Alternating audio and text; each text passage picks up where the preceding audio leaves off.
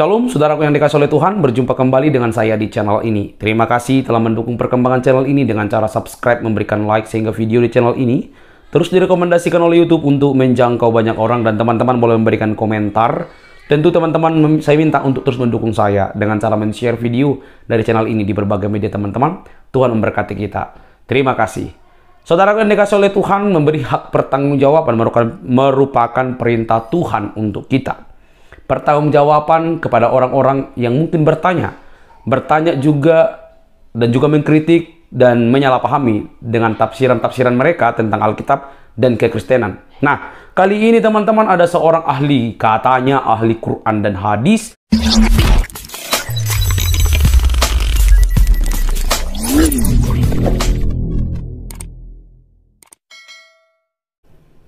Loh, oke, saya ulang ya.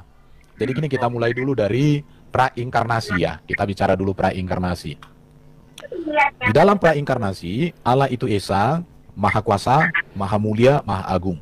Allah yang Maha Esa ini, dia memiliki firman, dia memiliki roh. Paham sejauh itu? Paham. Jadi paham, oke. Untuk pewahyuan diri Allah dalam konteks PL, Memra Elohim atau Dapar Elohim itu berteofani. Hadir menampakkan diri ya, bukan menyatakan diri, tapi menampakkan diri seperti malaikat, seperti manusia, atau melalui suara, atau melalui Shekinah Glory. Itu Memra Elohim atau firman Allah, Bapa di surga, berteofani. Di dalam perjanjian baru, firman Allah itu bukan lagi dalam rupa teofani, tapi benar-benar Allah hadirkan menjadi manusia, namanya Yesus Kristus. Yesus ini diberikan kuasa di bumi di surga. Maka kepenguasaan dia di bumi di surga, itulah ketuhanan Yesus. Karena Tuhan itu artinya penguasa. Jadi, pertanyaanmu tadi, apakah Yesus itu Allah? Yesus dalam hakikatnya sebagai firman, dia adalah Allah. Dalam hakikatnya sebagai manusia, dia adalah manusia yang sempurna. Karena di dalam iman Kristen, Yesus itu memiliki dua natur. Saya kasih gambaran sama kau. Seperti Quran bagi ahli sunnah wal jamaah. Bagi ahli sunnah wal jamaah, Quran itu sekaligus firman dan sekaligus kertas. Kertasnya itu produk pabrik. Tapi firmannya yang ada di dalamnya itu bukan ciptaan, itu kekal. Jadi Yesus itu, ya perbandingannya seperti itu. Dia adalah firman, dia adalah manusia. Sama seperti Quran, dia adalah firman, dia juga kertas. Kertas dengan kalimatnya tidak bisa dipisah, tetapi bisa dibedakan. Bisa nggak kau pisahkan huruf-huruf itu dari kertasnya? Ya nggak bisa. Kalau terpisah ya nggak ada, jadi kertas putih. Bisa dipahami kah? Ya. Lalu mana ayatnya yang mengatakan Yesus itu dua natur? Buktinya, yang pertama, Yesus mengatakan, aku datang dan keluar dari Bapa. Pertanyaannya, yang datang dan keluar dari Bapa itu manusia Yesus atau firman Allah?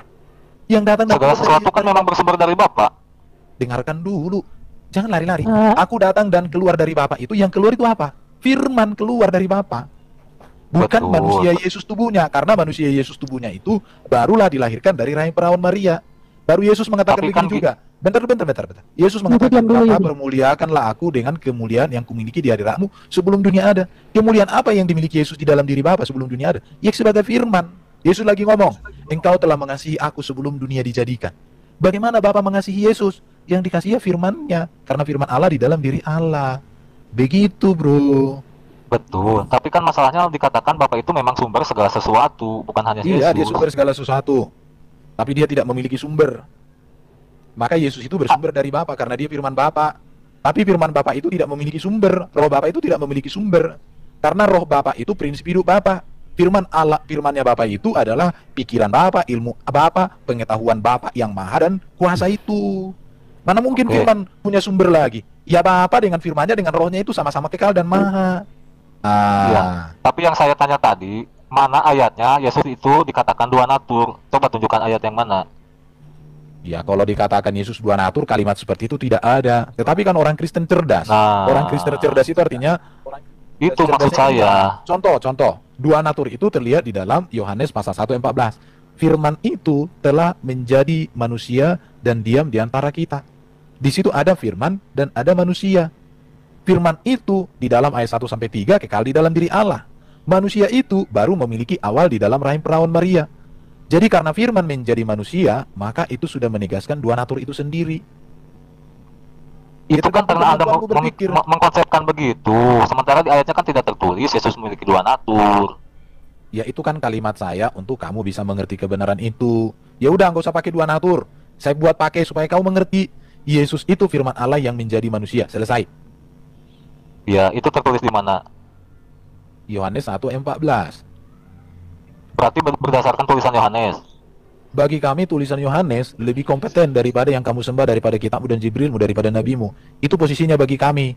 Jadi sekarang hakmu di sini, kau mau bertanya tentang Tritunggal, keesaan Allah di dalam Kristen, atau kau mau berbicara tentang kesahihan Alkitab? Jadi Ya, mengalir jangan aja, begitu. nanti kan Jadi berlanjut gini, kalau kemana-mana ini. bentar dulu, kalau kau sudah berani untuk bertanya Tritunggal, berarti premis awalnya kau sudah meyakini Alkitab itu dasar iman Kristen. Tapi kalau kau mau bertanya Tritunggal, tapi kau nggak yakini bahwa dasar iman Kristen itu Alkitab, maka sesungguhnya kita diskusi dulu. Apa? Bentar dulu, Tri. Siapa Lanjut, Tri. sih? Lanjut, Tri, lanjut. Nggak, saya mau tanya, ruh sama firman tuh beda apa enggak ya? Ruh dengan firman itu beda, tapi tidak dipisahkan. Karena firman itu pikiran Allah, hikmat Allah, pengetahuan Allah yang maha dan kekal di dalam diri Allah. Sedangkan roh Allah itu prinsip hidup Allah, hidupnya Allah sendiri, yang olehnya, melaluinya Allah memberikan hidup. Itulah roh Allah. Jadi roh Allah dengan firman Allah itu beda, tapi tidak bisa dipisahkan. Sama seperti kau, pikiranmu dengan hidupmu itu beda, tetapi tidak bisa dipisah. Kalau dipisah, maka kau jadi bukan kau.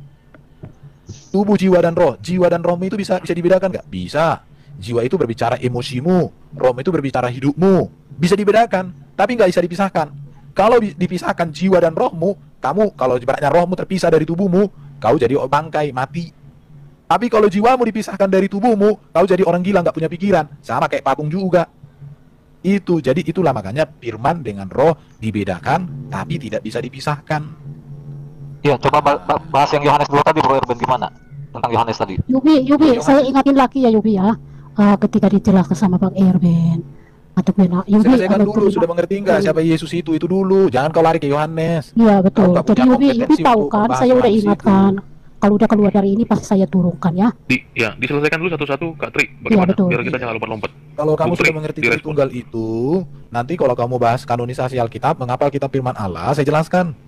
Apa arti firman Allah konteks Alkitab bagi Kristen? Saya bimbing kamu, Ya. Yubi. Udah aku bilang, aku mau diskusi sama kamu. Saya tahu kau tidak punya ilmu. Saya berdiskusi sama kau karena aku cinta sama kau, oleh karena perintah Yesus, itu aja. Itu aja, Yubi. Iya, tadi- Kalau tadi ilmumu, kalau- udah tahu aku. Ya, Ya, kalau silakan. tentang Trinitas kan dikatakan Yesus itu Allah karena firman. Sementara kalau sisi manusianya bukan Allah kan gitu tadi. Itu enggak? Ben. Ya, manusia Yesus itu bukan Allah, udah dibilang. Manusia Yesus itu manusia sempurna. Oke, saya jelaskan ya, dengarkan ya. Manusia Yesus itu adalah manusia yang memiliki Allah dari rahim Maria. Dia manusia yang sempurna, tidak berdosa. Maka karena dia tidak berdosa lah, mampu mengampuni dosa. Kalau Yesus berdosa, maka kami meragukan. Tapi karena Yesus tidak berdosa, maka kebenaran bahwa Yesus dapat mengampuni dosa, iya. Yesus itulah manusia yang mati. Dia mati untuk memberikan pengampunan dosa. Hanya Yesus yang kematiannya satu-satunya dalam catatan sejarah dunia, yang kematiannya berdampak bagi pengampunan dosa manusia, bagi keselamatan. Yesus bangkit, itu berdampak bagi semua manusia. Kenapa? Karena hanya kebangkitan Yesuslah yang membuktikan bahwa maut dikalahkan dan hidup kekal disediakan. Yesus yang manusia dimuliakan, naik ke surga, menyediakan tempat bagi orang percaya. Maka iman Kristen sudah tepat, karena mengikuti Yesus yang dimuliakan, yang sudah di surga, yang menyediakan surga buat orang percaya. Dan surga buat orang percaya. Tidak ada keraguan bagi orang Kristen bahwa Yesus manusia. Tetapi harus berpikir, manusia yang bagaimana ke Yesus ini? Harus sampai ke sana. Manusia yang datang dan keluar dari Bapa, yaitu melalui proses inkarnasi. Bukan berbicara proses biologis, tetapi proses teologis Allah. Ilmu Allah, proses teologis yang mau dibicarakan. Jadi, sarukan, Yubi, kau jangan meragukan Yesus itu manusia. Yesuslah manusia di dunia ini satu-satunya yang tidak berdosa dan berkuasa mengampuni dosa. Yesuslah satu-satunya Ya. manusia di dunia ini yang mati bangkit untuk memberikan hidup kekal bagi semua orang. Yesuslah satu-satunya yang datang dan sudah di surga menyediakan tempat bagi kau. Jadi, kalau ada manusia yang levelnya di bawah Yesus, maka itu tidak bisa menjadi teladan dan patokan iman bagi kami. Oke, udah Semua apa para ya? nabi di PL tidak lagi menjadi patokan iman bagi orang Kristen, tetapi Yesus. Karena semua nubuatan-nubuatan, ajaran-ajaran PL sudah disempurnakan dalam Yesus. Maka kalau Ya, ada lagi benar. manusia yang datang setelah Yesus, ajaran etika dan moralnya bertentangan dengan Yesus, kebenarannya bertentangan dengan Yesus, kemanusiaannya bertentangan dengan Yesus, bagi kami itu adalah manusia biasa saja, dan itu tidak layak untuk menjadi contoh dan teladan. Bagaimana Rasul Billy Lin 7? Jadi Jadi aku mau begini, tanggapi. Sabar, Billy, diam Ayubi. dulu, Billy. Sabar, Billy, diam dulu, Billy. Sabar, Ayubi. Jadi saya mau kasih tahu, Kau lepaslah metode kamu yang seperti pura-pura bingung dan bertanya terus, itu metode lama. Agar kamu mau seakan-akan dijelasin bagaimanapun, kamu tidak mau mendengar, itu metode lama. Karena sahabat-sahabat kamu sudah memakai metode pura-pura tidak tahu, tapi bertanya secara kritis. Yang kedua, menjadi ateis. Tadi sudah terbongkar, dari kemarin sudah terbongkar. Para ateis itu berlindung untuk agar tidak bisa ditanya tentang keagamaan mereka. Mereka itu berlindung di satu kata ateis. Itu sudah terbongkar, ya istilahnya namanya si God, ya. Kemudian tadi pagi mereka antar ke rumah saya. Ini mau sesi curhat ini, mau sesi curhat. Diam dulu kau. Rocky Gerung juga. Jadi mereka mau membingungkan orang-orang Kristen, mereka mau serang dengan atas nama ateis. Ternyata mereka itu Islam semua. Metode ini yang saya lihat Ayubi sama kamu itu dari kemari, dari Zoom, dari tahun-tahun yang lalu kamu begini terus. Lepaslah kamu metode seperti ini. Kalau kamu sungguh-sungguh belajar lebih mulia. Iya, nggak usah sesi curhat. Aku mau menanggapi yang Erwin bilang tadi. Iya, enggak. Jadi begini, kamu tulis apa yang dikatakan Bro Erben, karena itu sangat berharga. Bukan kamu bertanya terus tanpa kau tulis. Pertanyaan yang kau tanya ini saya rasa sudah dijawab dari tahun-tahun yang lalu, tapi kau masih begini terus. Ini sudah terlihat, ini salah satu metode kalian. Karena untuk menutupi apa? Untuk menutupi kebenaran dari agama kalian. Kalian sudah nggak ada sekarang, sudah nggak ada bukti kebenaran yang kalian bisa keluarkan. Jadi sesi curhat ini, lagi diskusi bagus-bagus, malah jadi sesi curhat. Tadi kan dari waduh, Billy mau mengganggu nih, Billy mau mengganggu nih. Iya, sudah tidak ada kebenaran kalian untuk kalian bawa kepada orang Kristen. Kalian seperti ini, metode kalian. Ya pura-pura bingung. Billy mau mengganggu sih. Pura-pura ateis. Nah, coba kau buktikan kebenaran kalian. Ya, coba kau berikan bukti kebenaran agama kalian. Apa yang bisa buat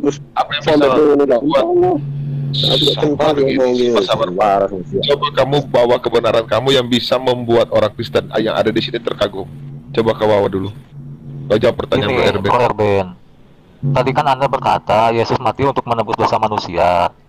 Nah, pertanyaan saya, itu kan yang berdosa manusia. Kenapa Tuhan yang menebus? Kan sudah kau tanya dan sudah 1000 kali dijawab oleh Erben. Sekarang kau buktikan kebenaran. Billy kok mengganggu sih, ketakutan. Silakan Bro Erben. Oke. Manusia itu kan berdosa terhadap Allah, bro. Dan manusia tidak bisa menyelesaikan dosanya. Itu sudah pasti. Kenapa? Karena Allah itu punya standarnya itu kan sempurna. Manusia dengan hakikat yang berdosa tidak akan mampu sempurna. Maka Allah harus, dia yang sempurna, menetapkan sebuah cara supaya manusia itu diampuni. Maka Allah sudah menetapkan bahwa manusia diampuni hanya melalui Yesus Kristus. Makanya disebut kehadiran Yesus itu adalah untuk menyatakan kasih karunia demi kasih karunia Allah bagi semua. Itulah cara Allah. Contoh, saya kasih contoh ya, saya suka kasih contoh. Kalau aku tinggal di rumahmu dan aku melakukan kesalahan di rumahmu, kemudian kamu mengusir aku dari rumahmu, yang bisa membawa aku ke rumahmu, Billy atau kamu sendiri? Coba. Bisa nggak Billy membawa saya masuk ke dalam rumahmu kembali, atau harus kamu, Yubi? Harus saya dong, harus saya dong. Ya, seperti itulah Allah. Karena manusia sudah terusir dari hadapannya, sudah mengalami maut tunduk kepada iblis, maka manusia tidak ada kemampuan lagi untuk menyelesaikan problem itu. Maka Allah membuat satu ketetapan bahwa dia harus mengutus firman-Nya menjadi manusia, supaya melalui firman-Nya dan karya firman-Nya yang menjadi manusia itulah manusia diselamatkan. Sama seperti kamu. Akhirnya kamu bisa menyelamatkan saya yang kamu usir. Melalui apa? Kamu mengutus seseorang, tetapi seseorang itu sudah memiliki otoritas wibawa yang dari kamu. Dan itu sudah termaterai, itu gambaran tentang supaya kamu mengerti. Kalau Allah melakukan itu, dia tidak mengutus orang lain, tetapi dia mengutus firman-Nya sendiri. Kalau kamu mengutus orang lain, itu bedanya. Lalu Tuhan mengampuni tanpa harus ada penebusan, emang tidak bisa? Kan berkuasa sekarang, juga. Iya, sekarang kita mau, jadi gini, kalau Yubi, kamu tenggelam di lautan, supaya orang tolong kamu, peraturannya harus mengikuti caramu atau kerelaan dari orang yang menolong. Coba. Kamu tenggelam di laut, yang menolong. Apakah kamu bilang, begini cara menolong aku, tolong aku, begini caranya ya? Ya nggak benar dong. Artinya kita manusia ini sudah berdosa. Masa kita mau ngatur Allah, Allah pokoknya selamatkan aku, caranya harus begini. Ya kita ini namanya nggak beres, ini nggak waras. Jadi mengapa Allah menetapkan keselamatan untuk manusia itu melalui Kristus? Ya itulah kehendak Bapa itu. Ya kita tinggal bersyukur. Bayangin, kalau kau disuruh oleh Allah, bayar 100 miliar supaya kau masuk surga. Bisa kau bayar nggak? Tapi Bapa di surga itu sudah memberikan firman-Nya jadi manusia, anugerah gratis. Kau mau buat apa lagi? Jadi sekarang ini kamu mau Jadi gini, kamu mau mengatur Allah cara menyelamatkan dirimu atau kamu mengikuti cara Allah untuk menyelamatkan dirimu? Nah itu aja sekarang perbedaan. Alasannya harus ada penebusan itu apa? Alasan logisnya? Ya itu kehendak Karena Bapa di tanpa surga, pun- itu ketetapannya. Itulah cara Hanya itu. dia. Iya, Hanya itu itu. cara dia. Sekarang kamu mau ngatur Allah. Sekarang aku tanya sama kau. Mau caranya apa? Cara mengampuninya? tidak perlu ada penebusan, langsung aja Oh, ampuni. iya, oke, langsung ampuni. Sekarang aku tanya sama kau. Apakah ada orang muslim yang langsung diampuni masuk surga sekarang? Ya kalau bertobat bisa. Loh, siapa yang sudah sebutkan satu nama yang sudah masuk ke surga dengan cara seperti yang kau mau itu? Sekarang kan belum, sudah saya jawab tadi. Dia sudah, artinya omonganmu saja nggak beres. Kalau omonganmu Loh. itu sudah terbukti, maka benar. Tetapi kalau kami, saya katakan, melalui Yesus Kristus, sudah terbukti. Yesus sendiri sudah di surga. Bahkan dikatakan, hari ini engkau bersama aku di Firdaus. Sudah terbukti kok. Jadi sekarang, kau mau ikut yang tidak ada bukti, hanya katanya, atau mau ikut yang ada bukti? Nah, ayo. Bukti apa? Bukti apa? Aduh, ayo gantian, Jeki Sembiring. Monggo, lanjut. Bentar, saya jelasin dulu ya. Sampai kamu nggak mengerti, ya, Wah, turunkan aja ini, Billy, gak ada ilmu ini. suruh turun, ya. Sekarang aku mau berbicara. Saya mau berbicara. Pertanyaan kamu, mengapa ada penebusan? Benar tidak? Jawab pertanyaan kamu. Betul. Oke. Jadi saya akan jelaskan sekalian pembuktian bahwa sifat Allah itu bisa dibuktikan di dalam Alkitab, ya. Yang pertama, saya buktikan dulu sifat Allah yang sempurna yang tidak ada di dalam kitab kamu. Yang pertama, kesempurnaan Allah. Allah menciptakan manusia itu dengan sempurna, tidak mati-mati, kekal, tidak mengenal sakit. Berbeda dengan kitab kamu, mengatakan bahwa manusia itu diciptakan untuk mati. Dan itu diciptakan untuk mati. Dalam surat kamu dikatakan manusia diciptakan bersusah payah. Benar tidak? Betul atau tidak yang kukatakan ini? Ditanya apa, Betul jawabnya tidak? kemana-mana. Iya, saya akan jawab pelan-pelan. Kamu konsisten dulu dengan jawaban saya. Benar tidak, Ayubi? Ya, Gak tahu, berarti kalau kamu, emang ada. Emang ada yang Berarti- itu, coba yang mana, ayat mana? kamu berarti Islam KW. Kamu berarti Islam yang bodoh kalau kamu mengatakan tidak. Kamu diciptakan untuk bersusah payah. Benar tidak? Sekali lagi kutanya. Diciptakan untuk beribadah, nggak ada diciptakan untuk bersusah payah itu. Kalau kusuruh buka ayatnya ada gimana? Ada yang Bacakan mau naik aja ini, tuh, tanya. bacakan. Deden Permana, kayaknya ini orang Sunda, ini orang cerdas ini. Silakan naik dulu ini. Coba kau buka kisah 90 ayat 4. Kisah 90 ayat 4. Ini surah 90 ayat 4. Loh, nggak jelas. Sungguh kami telah menciptakan manusia berada dalam susah payah. Kau sudah dengar itu, Ayubi? Si Billy tadi bilang untuk, di ayatnya itu bukan nggak ada Nggak kata untuk itu, Ah, berada di iya. situ. Berada, Beda dong. berada dalam Beda. susah payah. Iya. Iya, berada. Bukan Jadi untuk. manusia diciptakan dalam untuk apa? Bersusah payah. Ya. Di mana ada Kalau kata Tuhan- untuk di ayat tadi? Di mana ada Iya, kata iya, untuk iya. di ayat tadi? Yang jelas, ya. Bang, siapa namanya? Bang Ayubi. Bill, saya bacakan ya. Sungguh kami telah menciptakan manusia berada dalam susah payah. Jadi penciptaan manusia itu ada di dalam kesusah payahan. Tafsir Kemenak RI, sungguh kami telah menciptakan manusia berada dalam susah payah. Siapapun termasuk Nabi dalam masa hidupnya pasti menemui kepayahan. Itu saja. Oke. Iya. Ada tidak kata untuk di situ? Untuk berada Ya. dalam, Di mana kata untuknya? loh bukan masalah untuk, tapi kamu diciptakan Mau di- untuk mau berada diedit. di dalam. Mau ditambah-tambahkan kata untuk gitu? Bukan, sekarang Oi. kamu jelaskan berada dalam itu maksudnya apa? Situasi dong, bukan tujuan. Situasi itu. Ya, situasinya itu diperuntukkan untuk apa? Di mana kata peruntukan di situ? Loh, ya ini. Loh. Ya silakan. Enggak, Oke. kamu tuh betul Karena- betul PAUD memang. Habis PAUD bukan TK Bang bukan SD Bang Erben. Habis PAUD itu TK. Harus TK dulu. Jadi kamu sudah dipermalukan oleh banyak. Kamu mempermalukan diri kamu dengan Curhat lagi. Gimana sih? Mau jawab, mau curhat? artinya kamu bodoh. Kamu memamerkan kebodohan kamu tapi kamu bangga. Yang kedua, ya. Di sini alam kami membuktikan bahwa Allah kami Maha Kasih, ya. Tidak terbukti kepada Allah kamu. Paham kamu? Sudah, Maha Sempurna. Dia menciptakan manusia itu dengan kesempurnaan, tidak Yang mati. ditanya kenapa harus ada penebusan itu yang ditanya. Sebentar. Saya buktikan ya. Saya sudah buktikan bahwa Allah kamu itu tidak ada bukti Maha Sempurna karena menciptakan manusia itu dengan mati dan bersusah Yang payah. ditanya itu Allah Anda, bukan Allah di kami. Sabar. Gimana sih? Ya, semakin kau banyak mulut, Ah, semakin udah, kau Yubi. tolak. Tadi kau kunaikkan kau jadi SD, sekarang kau kuturunkan lagi kau jadi apa? Jadi PAUD. Tadi udah melompati satu tingkat kelasmu. Udah turun jadi semakin PAUD kau kau banyak- sekarang. Kau Dicabut. banyak mulut, semakin kupermalukan. Yang ketiga, ya, yang berikut, ya, bahwa manusia itu mati karena perbuatan dosa, ya. Ketika sebelum mereka makan, Allah mengatakan jangan kamu makan, nanti kamu mati. Dan manusia pun memakan buah itu. Berarti yang berdosa manusia apa Tuhan? Berarti yang berdosa manusia apa Tuhan? Manusia. Lalu kenapa Tuhan yang menebus? Pelan-pelan. Yubi, sebentar dulu Bang Billy. Bang Billy sebentar, Kenapa? Yubi. Ini kan tadi udah dijelasin sama Bang Irfan, panjang lebar. Kamu udah jawab, aku ya udah ngerti, menjelaskan, paham. saya Tapi kok jelaskan kembali ya. lagi itu? Dia menolak. Ya karena si Billy mau jawab, karena si Billy sosok mau jawab gitu loh. Jangan kembali lagi. Karena udah aku bilang tadi sama kau, Billy, ku sayang, cintaku, I love you dalam Yesus. Udah aku bilang tadi, dosa itu bukan hanya berbicara perbuatan mencuri, merampok, bukan. Dosa itu berbicara keterpisahan dengan Allah, mengalami maut, tunduk kepada iblis, mengalami kerusakan hakikat. Itulah dosa di dalam kekristenan, itu keadaan. Jadi dosa itu bukan hanya sekedar mencuri, makanya dosa dengan perbuatan dosa beda. Dosa itu berbicara keadaan, perbuatan dosa itu berbicara tentang perbuatan, mencuri, berzina dan semua, kawin kecil itu termasuk dosa itu semua. Jadi yang harus kamu pahami, yang bisa menyelesaikan dosa itu hanya yang tak berdosa. Yang tak berdosa itu ya Allah. Bagaimana cara Allah? Mengutus Yesus, firman-Nya sendiri menjadi manusia. Maka di dalam Yesus kematian kekal diganti menjadi hidup kekal. Keterpisahan diganti menjadi didamaikan, dipersekutukan dengan Allah. Tunduk kepada iblis diberikan kemenangan, ya.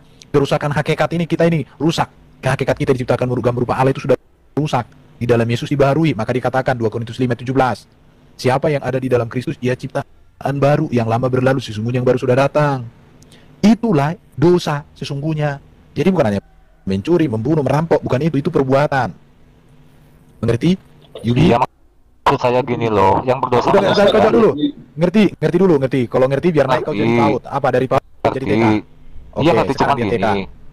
Hati-hati Yang terpleset berdosa nanti manusia. biar jadi PAUD. Yang menebus Tuhan, itu maksudnya di mana keadilan dan logikanya gitu loh, kan gak nyambung. Oke, baik. Ya, Tunggu lalu sebentar. Bang Alibi gini. Oke, jadi begini. Bang Bil. Bang Billy sebentar dulu Bang Irfan, Bang Ciki sebentar, kasih kesempatan. Sabar dulu, saya mau tahu dulu logikanya. Ya, dulu. boleh silakan. Nah, ketika Iya, Bang Jeki aja yang jawab. Kalau Billy ini nggak ada ilmunya ini. Bang Bil dulu, habis Bang Bil saya. Silakan Bang Bil. ketika manusia jatuh dalam dosa, ini ada persoalan antara pencipta dan makhluk. Paham kau? Ya, yang harus diselesaikan dua pihak yang tidak boleh diwakilkan. Ya, kalau Allah membangkit ini, perbuatan ini mengakibatkan manusia mati, putus hubungan dengan Allah, mati kekal. Paham? Allah Sekarang bisa saya tanya, saja. Tuhan Maha Kuasa tidak? Bentar. Sabar. Allah ada, hanya iklan. Paham kau? Ketika Allah membangkitkan manusia, berarti Allah melawan perkataannya sendiri.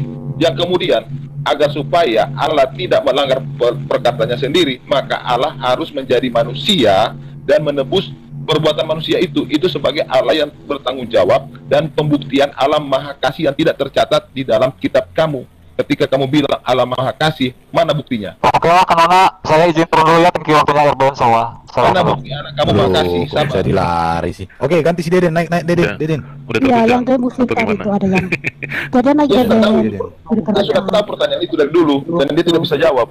Ya, Mana kemarin. Oke. Ya, Bang Topan silakan dulu, silakan. Itu ada yang menjanggal di saya, Kak. Allah mengutus Yesus atau Allah menjadi manusia? Atau Allah menjadi Yesus? Firman Allah, brother. Itu tadi sudah dijelaskan ya. Firman Allah menjadi manusia, begitu. Ya. Jadi bukan Allah menjadi Yesus dalam pengertian bim salabim gitu, bukan. Jadi firman Allah yang adalah Allah itu sendiri yang sudah sejak semula bercakap-cakap dengan para nabi, ya, kepada Abraham, kepada Musa, ya, bahkan juga berteofani dalam bentuk malaikat kepada Yakub. Jadi firman Allah itulah yang berkomunikasi, yang berinteraksi dengan manusia. Ya, Tuhan punya solusi bagaimana caranya berbicara dengan manusia melalui sang firman. Begitu. Firman Allah adalah Allah. Itu kelar. Nah, masalahnya memang pergumulannya adalah ketika teman-teman muslim tidak meyakini firman Allah adalah Allah. Itu problemnya tuh. Ya, seperti itu Bang Topan. Terus apa yang Salam santun. Ya, sebentar Bang. Silakan. Salam santun, selamat pagi untuk semua. Pagi. Ya, selamat pagi. Makasih host udah mengizinkan saya naik ke room ini. Oke. Dengan rasa hormat, saya sangat berterima kasih udah dinaikkan.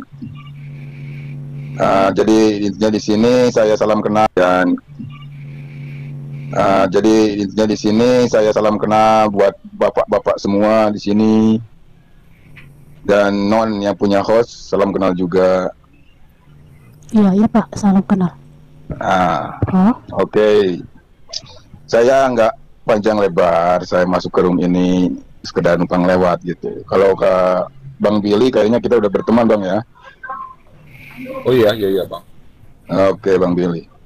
Jadi setiap saya naik itu, mungkin Abang tahu sendiri, saya selalu memaparkan bahwa dalam kitab, semua kitab yang ada di Indonesia ataupun di mana aja, berbagai macam golongan atau umat manusia dengan berbagai macam kitab, semua kitab itu membawa kebaikan, mengajarkan kita itu norma-norma dalam kemanusiaan. Jadi di sini intinya apa? Coba kita paparkan dan kita contohkan apa yang ada di kitab kita masing-masing. Oke, ya mari kita mulai Pak. Pesan Bentar, Pak, ya. perdamaiannya, kita mulai dulu. Bentar Pak. Oke bentar Pak ya. Dengan rasa hormat saya izin bentar. Nah jadi di sini dengan rasa santun saya, dengan rasa hormat saya kepada semua golongan agama, jadi kita alangkah baiknya kita sharing, boleh sharing, berbeda-beda ya emang kita berbeda, tapi jangan selalu membenarkan apa pendapat kita, tapi coba koreksi diri kita, apa sesuai dengan ajaran di kitab, tidak, dari tingkah laku, dari ucapan, attitude kita. Nah jadi yang saya minta, yuk kita galakan perdamaian, galakan persatuan, kesatuan. Nah itu aja Bang. Jadi oke deh, gitu aja dah. Pokoknya yuk kita tonjolkan attitude kita tonjolkan kemanusiaan kita. Jadi jangan tonjolkan ego kita lah gitu. Jangan saling membenarkan dan jangan saling menyalahkan satu sama lain. Nah mungkin itu aja untuk host. Makasih sekali atas izin naiknya juga Bang Billy. Makasih nih. Bentar, Bapak mungkin perlu mendengarkan tanggapan kita dari apa yang Bapak sampaikan. Kita itu silakan. Kita selalu menyuarakan kedamaian. Tetapi kalau berbicara tentang agama Islam dan Kristen, ini dua kitab yang saling mengklaim kebenaran. Ya, saling mengklaim bahwa Allahnya itu kebenaran semuanya. Tetapi sekarang bagaimana kita menyatakan perbedaan antara Islam dan Kristen ini dengan penuh cinta, sehingga kita mengedukasi orang. Contoh ya, di dalam keyakinan Muslim dikatakan disamakan Isa dengan Yesus, di mana Yesus, Isa itu dikatakan mereka tidak mati, tidak bangkit. Jadi bahkan dituduh juga kita itu sudah memalsukan kitab-kitabnya.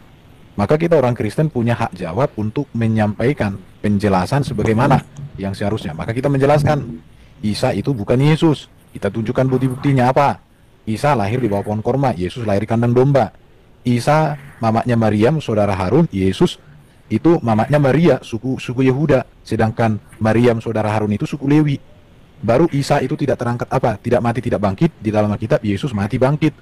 Isa naik ke surga, ke langit, Yesus naik ke surga. Bedanya Isa naik ke surga untuk mengapa kita tidak tahu. Sedangkan dalam kitab Yesus naik ke surga menyediakan tempat bagi orang percaya. Baru dikatakan mereka Isa nanti datang di akhir zaman untuk membunuh Dajjal, mematahkan salib, membunuh babi. Sedangkan di dalam Kristen Yesus datang di akhir zaman menjadi raja segala raja, menjadi hakim yang adil. Jadi dua keyakinan ini dua yang berbeda.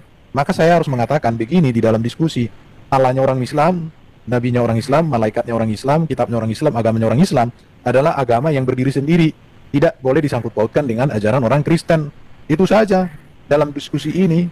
Baru kalau di dalam dialog, ya orang Muslim harus ditanya, mengapa kalian percaya seperti ini? Gitu bro. Itu Pak Bos. Oke, penjelasannya mungkin bisa saya pahamin bro. Ya mungkin walau gimana pun juga ya kan, dari mungkin nggak sekarang aja ya kan, dari dulu kalau untuk membahas masalah kitab Kristen dan kitab Muslim, mungkin kalau menurut saya sampai sekarang belum ada titik temunya Bang. Itu yang ada hanya satu, saling membenarkan satu sama lain, ya kan? Yang timbulnya perdebatan dan ego dikedepankan. Nah, sekarang gini aja Bang. Jadi yang menurut saya itu intinya itu kita harus mengerti kunci masuk surga itu apa. Nah, kita cari tahu di situ kunci masuk surga itu apa, kuncinya gitu. Nah, mungkin di situ ada mungkin pertanyaan Bapak itu sangat bagus, Pak. Jadi kuncinya masuk surga itu bagaimana? Kalau saya menjawabnya begini. Kuncinya masuk surga itu ya hanya bisa diberikan oleh yang punya surga. Sama seperti Bapak. Saya bisa masuk ke rumah Bapak kalau Bapak sudah memberikan kunci. Jadi, apa sih yang sudah diberikan oleh Bapak di surga sebagai kunci untuk kita masuk surga? Ya Yesus. Orang Bapak itu sendiri sudah ngomong kok, Bapak pemilik surga itu udah ngomong. Inilah anak yang kukasihi, kepadanya laku berkenan. Artinya, bahwa kepada Yesus itu sudah diberikan seluruh perkenanan Bapa bagi manusia. Dan Yesus membuktikan itu dengan pernyataannya, akulah jalan kebenaran dan hidup. Tidak ada seorang pun yang sampai kepada Bapa kalau tidak melalui aku. Jadi, kunci untuk masuk surga itu sudah jelas. Di mana kuncinya? Bahwa Bapa sudah memberikan keselamatan untuk masuk surga itu melalui Yesus Kristus. Bahkan dikatakan oleh Yesus, kepada dia diberikan hidup, dan dia juga berkuasa untuk memberikan hidup yang kekal. Jadi jelas, Pak. Pertanyaannya sekarang, siapakah di dunia ini yang selain Yesus telah diberikan oleh Bapa Allah di surga, kunci untuk masuk surga itu selain Yesus? Sampai hari ini saya tidak menemukan. Saya sudah mempelajari beberapa agama dan beberapa kitab. Tetapi hanya Yesuslah memang benar-benar yang sudah diberikan kunci itu, dan kemudian Yesus juga memberikan kunci itu kepada para rasulnya, kepada orang Kristen. Makanya kami memberitakan Injil ini, memberitakan Yesus. Kenapa? Karena Injil yang kami beritakan inilah kunci untuk semua orang diselamatkan masuk surga. Dalam toleransi, kita toleransi dengan umat beragama lain. Karena toleransi itu bukan menyamakan agama. Toleransi itu adalah menghargai perbedaan tanpa membenturkan perbedaan. Tetapi setiap perbedaan harus siap juga divalidasi di dalam ranah diskusi untuk makin mengetahui perbedaan. Jadi kami dialog ini memang jelas Islam dan Kristen dua agama yang berbeda, dan harus dibuktikan perbedaannya itu di mana, sehingga para penonton sebagai penonton bisa menilai, oh di Kristen Yesus begini, di Islam Isa begini, di Kristen Alkitab itu begini, di Islam Al-Quran itu begini. Jadi dengan demikian terbuka data-data itu sehingga orang mempertimbangkan dan memikirkan sendiri. Apa yang menjadi keyakinan orang, apa yang menjadi keputusan orang, biarkan. Maka negara harus hadir untuk memberikan kebebasan bagi setiap pemeluk agama untuk menjalankan keyakinan masing-masing. Bukan mencampuri, apalagi mengontrol, mengendalikan, bukan. Tapi berikan kebebasan yang sesuai kebebasan itu. Di situ ya. Itu aja dari saya. Jadi saya mau tambahkan dulu, Pak. Saya mau tambahkan sedikit. Oke, Bang Billy, boleh Bang. Kalau berbicara toleransi, Kristen yang lebih toleransi daripada Islam. Buktinya, Islam aja hanya mayoritas di Indonesia, di Malaysia, sudah mencekam atau mengintimidasi banyak kekristenan. Kalau Kristen itu tidak toleransi, kita akan bawa dua kitab ini untuk kita adili. Kalau Kristen itu tidak toleransi, kita akan bawa dua kitab ini untuk kita adili. Ketika ditanya, Yesus disalib dan Yesus tidak disalib, apa bukti Yesus tidak disalib? Buktinya apa, Pak? Pasti Bapaknya berkata, menurut Allah, tidak ada bukti yang lain. Tapi kalau kami dikatakan Yesus disalib, terbukti, buktinya apa? Contoh, catatan sejarah, 6 sejarah Romawi. Ya, itu bisa membuktikan. Artinya, 6 sejarah Romawi ini, mereka di luar kekristenan. Ya, Pak. Jadi kalau berbicara toleransi, Kristen yang mayoritas yang paling besar di dunia. Tapi tidak mengintimidasi ke Islam. Tapi kalau bilang toleransi, kita di Indonesia memang lebih leluasa daripada Islam. Enggak, di Malaysia bagaimana kekristenan? Bawa Alkitab aja nggak bisa, banyak kesaksian. Jadi sudahlah, berhentilah untuk berbicara toleransi di depan Kristen. Ajaklah saudara-saudara Islam yang lain untuk bisa lebih menghormati kekristenan di NKRI. Itu aja, Pak, pesan saya. Oke, Bang. Jadi maksud dan tujuan saya di sini bukan masalah toleransi, Bang Billy. Masalah toleransi, ya kan? Jadi maksud dan tujuan saya, Bang Billy, cuma untuk mengklarifikasi aja bahwasanya tetap namanya non-muslim atau muslim, ya kan, sampai dimanapun dalam ajaran kitab ini, Kristen, Injil begini, ya kan, dalam kitab Kolobus katanya kayak begini, dalam kitab suci Al-Quran dijelaskan begini, ya kan, itu menurut saya bakalan ada titik temunya, Bang, gitu maksud saya. Cuma di sini saya pribadi ya, Bang, gitu, bukan buat kalian, ini saya bicara buat diri saya pribadi. Yuk, gitu, alangkah baiknya kalau kita mendalami dan mencontohkan apa yang mau dibawa oleh kitab kita, karena setiap kitab membawa kebaikan. Nah, jadi kita contohkan apa yang dikatakan kitab dengan apa, dengan cara perilaku kita, ucapan kita.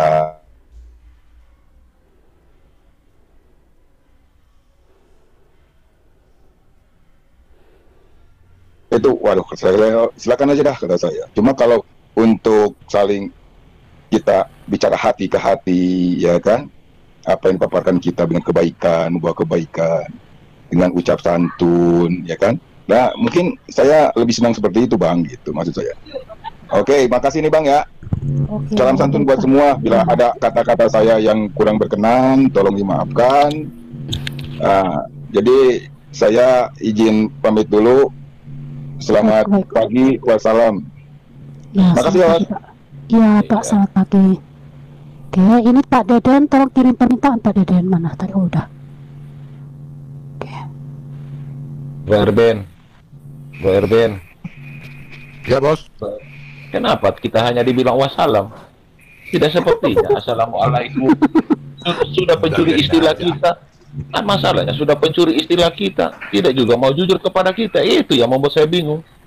Assalamualaikum itu kan damai sejahtera beserta kamu. Kemudian diambil, dirubah lagi maknanya. Mengucap kepada kita sangat berat sekali. Firman saya. Oke, kita sapa dulu ya. Selamat pagi Pak Deden. Assalamualaikum. Sorry. Ada Pak Deden ya? Oh iya, lanjut. Ya, oh iya, lanjut.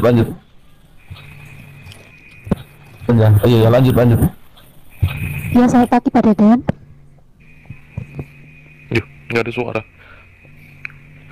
Halo, selamat pagi. Selamat pagi, Ada suara. Bung Deden. Ada suaranya ya? Padahal gak ada mute juga sih. Ya, Aduh, ada Bang Topan. suaranya. Ada suara Bang Topan?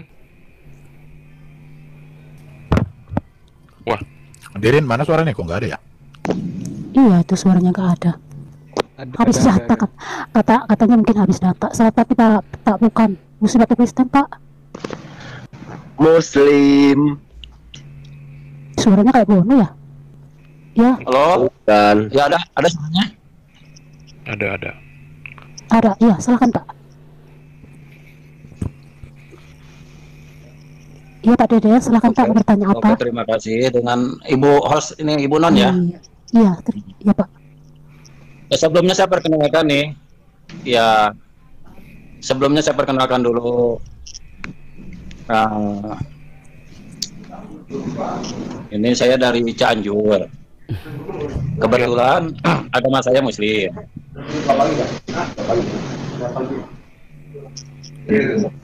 Iya, Saya Kristen. lanjut. Isi saya Kristen ya.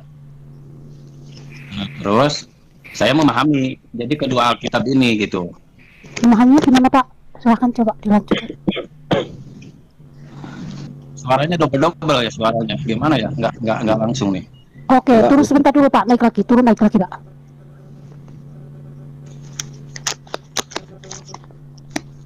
Ini Bro Deden tadi nggak ada suara ya?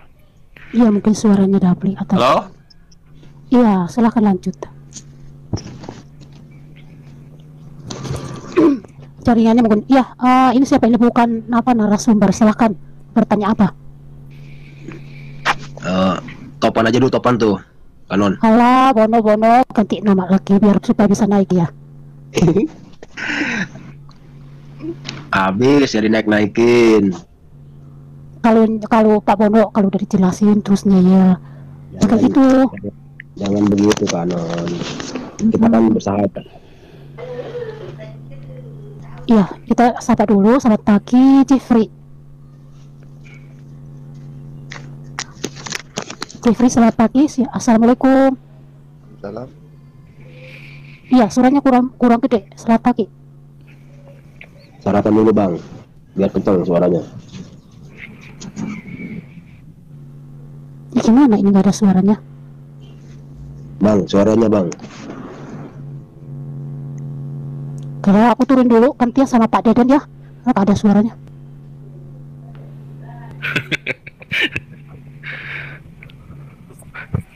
Bang Topan kan Muslim ya, Bang Topan? Iya sih. Itu Pak Deden yang mana ya? Udah naik belum ya? Bang Topan? Ya, Bang Topan Muslim kan? Ini Jeffrey ini nggak ada suaranya. Oh, salam. Shalom, Bang Aldi. Ini Gimana kabar? baik. Bono turun nah? Iya, aku yang turunin biar bisa naikin itu. Pak Aldi. Bang Arben, apa kabar Bang Arben? Alhamdulillah, kabar baik, sukacita. Amin. Halo. Semalam sampai jam berapa Bang Kiki? Semalam nggak ada saya bang, saya sore kemarin. Ada Pak Cipto kayaknya. Nggak ada. Karena mungkin Oh, Mikana. Oke. sore saya. Halo sahabatku yang baik dan tidak sombong. Siapa nih bukan narasumber nih? Oh, si Bono lagi. Bon, masih hidup loh. Alhamdulillah Bang. Masya Allah. Gini loh Bon, lu kemarin dipanggil kan lu udah daftar buat baptis. Begitu dipanggil nama lu kagak ada. Lu kemana sih? Bang, Lu jangan pelin-pelan gitu lah Bon. Lu kalau mau baptis, kalau enggak baptis gitu loh Bon. Jangan baptis enggak. Ini Bono mau bertanya apa ini Pak Bono? Biar dijawab sama orang-orang luar biasa di Komal ini. Bono mau bertanya apa? Bono kalau nanya blunder. Enggak ada ilmunya. Ya, Bang Bono mau ditanya nggak? Mau nggak ditanya Pak Bono? Woi, di mood tuh. Giliran gua ngomong diem lu. Itu Turunin dia aja ada Bono, di turunin aja nih. Bang, dia bukan di bawah ada istri bentar. Lagu sama lu Bon. Jangan-jangan istri Bang Bono udah Kristen lagi. Iya, nggak tahu Bono tuh. Istrinya duluan. Iya, saya tambah sedikit ya ke Non ya. Karena kan tadi terkait juga dengan pertanyaannya si siapa tadi ya? Si Alyubi ya. Nah, Alyubi kan memang, dan kemarin juga saya diskusi ya, kemarin sore itu cukup panas yang akhir-akhir ya. Saya sambil di mobil itu. Karena begini, mereka mengatakan bahwa ini untuk teman-teman yang berpolemik ya. Jadi tidak semua teman-teman yang berpolemik kemarin itu mengatakan begini, Allah kami itu maha kuasa. Kenapa harus Tuhan menjadi manusia? Selalu pertanyaannya seperti itu, ya. Kenapa Tuhan harus menjadi manusia? Karena kan dia maha kuasa. Nah, saya agak bingung ya untuk melibatkan kemahakuasaan Tuhan dan itu dipakai untuk menabrak semua aturan yang dia tetapkan sendiri, gitu loh. Jadi kemahakuasaan Tuhan itu dipergunakan untuk menabrak aturannya sendiri. Alasannya kenapa? Karena dia maha kuasa. Nah, teman-teman, apakah kita memiliki Tuhan yang sebrutal itu, ya? Yang kemudian, ya, akhirnya mengatakan kepada kita semua, yang namanya Tuhan, semua ditentukan oleh Tuhan, ditetapkan oleh Tuhan. Maka, hanya Tuhan berkata-kata, ampuni, diampuni dosanya. Ya, nah jadi tidak perlu dia menjadi manusia. Nah, maka saya katakan bahwa kita sebagai orang Kristen tidak mengimani Tuhan yang selabil itu, gitu loh. Ya, kita tidak mengimani Tuhan yang mungkin bisa yang bisa memerintahkan, tetapi perintahnya bisa dilanggar sendiri. Ya, sebagaimana seorang pengertian filsafat mengatakan, bisa nggak Tuhan menciptakan batu yang tidak bisa diangkat? Bisa nggak Tuhan itu menciptakan batu yang besar sampai dia sendiri tidak bisa angkat? Bisa nggak? Ya nggak bisa. Ya, kalau Tuhan menciptakan sesuatu, pasti dia mampu mengatasinya. Tidak mungkin dia tidak mampu mengatasi itu. Nah, waktu Tuhan menetapkan bahwa semua yang berdosa pasti mati, dan itu harus dilakukan. Tidak mungkin dia pakai cara lain, atau dia ngeles tuh. Ya, tidak mungkin. Jadi waktu Tuhan telah menetapkan, ya, pada hari yang kau memakannya, pastilah kau mati. Matinya kenapa? Karena berdosa, tidak tepat sasaran, tidak sesuai dengan perintah Allah. Nah, makanya yang kebingungan bagi teman-teman di sini adalah ketika Tuhan menjadi manusia, mereka merasa justru Tuhan tidak maha kuasa. Karena waktu Tuhan sudah menetapkan, harusnya ganti saja, gitu loh. Ya, ganti saja. Artinya apa? Ya sudah, aku ampuni. Nah, jadi itu seolah-olah yang berdosa pasti mati. Tiba-tiba manusia berdosa kan? Ketetapannya kan di awal. Ya, tidak masuk akal juga itu. Kenapa? Ya, pertanyaannya juga tidak Kenapa Bono? Bono ngomong apa? Bukan Bono, itu Kak Maksudnya Topan. gimana? Yang tidak masuk akal yang mana Bang Topan? Oh iya Topan.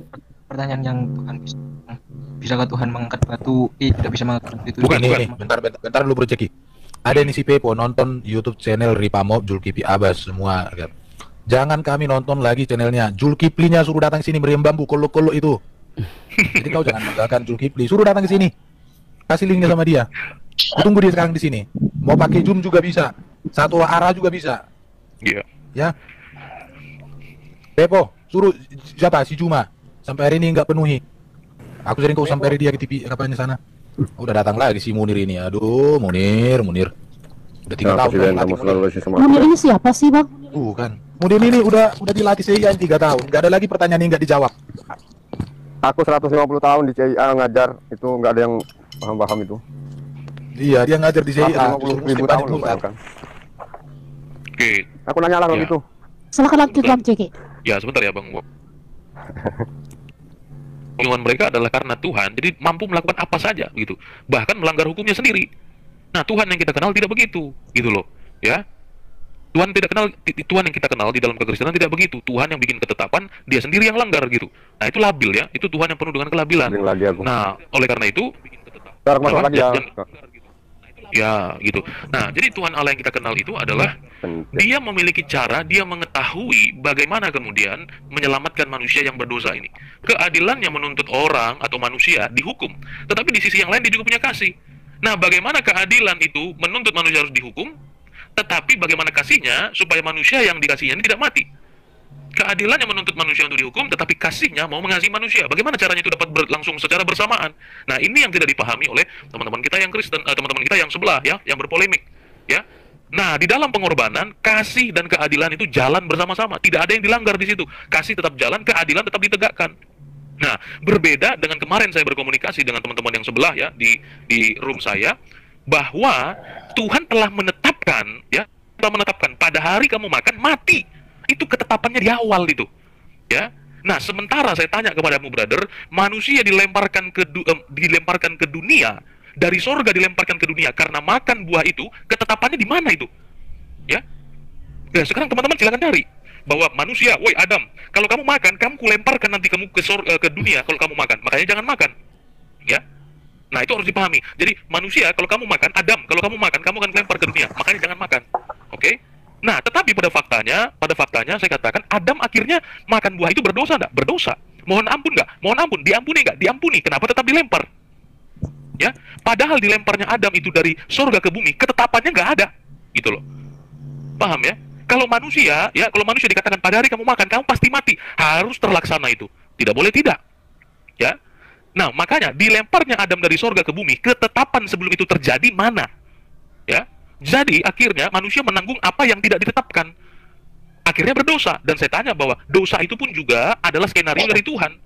Berarti dosa itu datangnya daripada Tuhan. Dan Tuhan menghukum orang yang berdosa. Apakah Tuhan layak menghukum orang yang berdosa sementara dosa itu datangnya daripada dia? Pusing kepala Barbie. Ya. Nah, di dalam iman Kristen jelas Tuhan tidak pernah merancangkan yang jahat. Tidak pernah. Ya, itu perlu dipahami. Nah, maka Allah kita berbeda, jelas berbeda. Tuhan kita tidak pernah menjadi sumber kebaikan sekaligus sumber yang jahat. Tidak pernah. Tuhan kita sumber kebaikan. Manusia bahkan memilih untuk yang jahat. Tuhan merekarakakan supaya mereka dapat yang baik. Ya, seperti itu. Silakan lanjut, teman-teman.